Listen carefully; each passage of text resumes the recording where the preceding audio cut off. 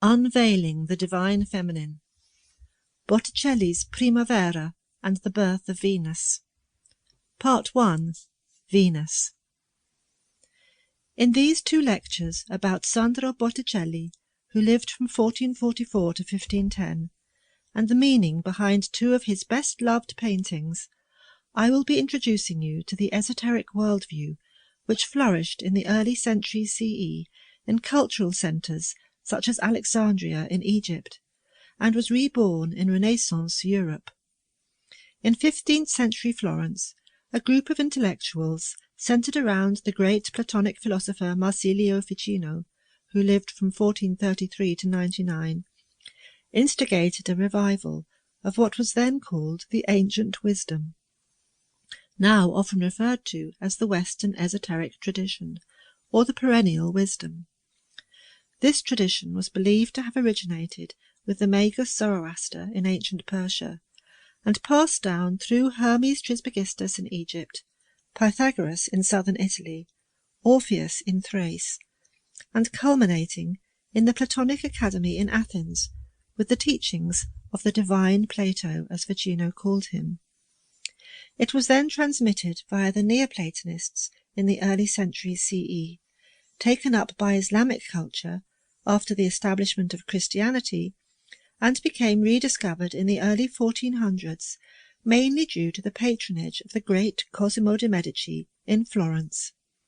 He sent for classical manuscripts from the Eastern Empire to be brought back to Italy, including lost dialogues of Plato, books of the Corpus Hermeticum, and many Neoplatonic texts, and he was so impressed by the wisdom he found there that he instructed the young Ficino to devote his life to translating them from Greek to Latin. This was not just a curious intellectual endeavour. Cosimo and Ficino knew that the universal wisdom contained in these manuscripts was of utmost importance for their contemporary society, and indeed for the spiritual health of humanity. Ficino, sponsored by the Medici family, including Cosimo's grandson, Lorenzo the Magnificent, founded the Platonic Academy of Florence, a group of humanists and intellectuals who were convinced that this ancient wisdom could revitalize a Christianity that had become overly doctrinal and authoritarian. Their aim was to marry philosophy and religion, to show that Christianity was an expression of a universal religious truth about the divinity and immortality of the human soul, and that we could achieve this realization through following the teachings of the great sages of the past. Despite the lack of explicit written evidence, there is no doubt in my mind that Ficino and his academy influenced Botticelli and provided an agenda for his 4 pagan paintings. So I want to spend some time exploring with you what we mean by a symbolic image in the esoteric sense, because unless we grasp this, Botticelli's paintings will not reveal their secrets.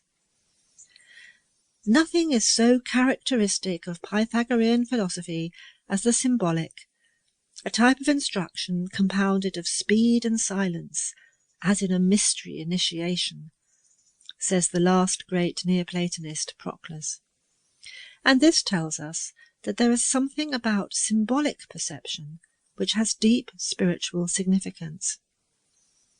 The ancient wisdom combined head and heart knowledge, if you like, and it contained an understanding that the human soul could raise its consciousness to a realization of its innate spiritual identity through a process of initiation.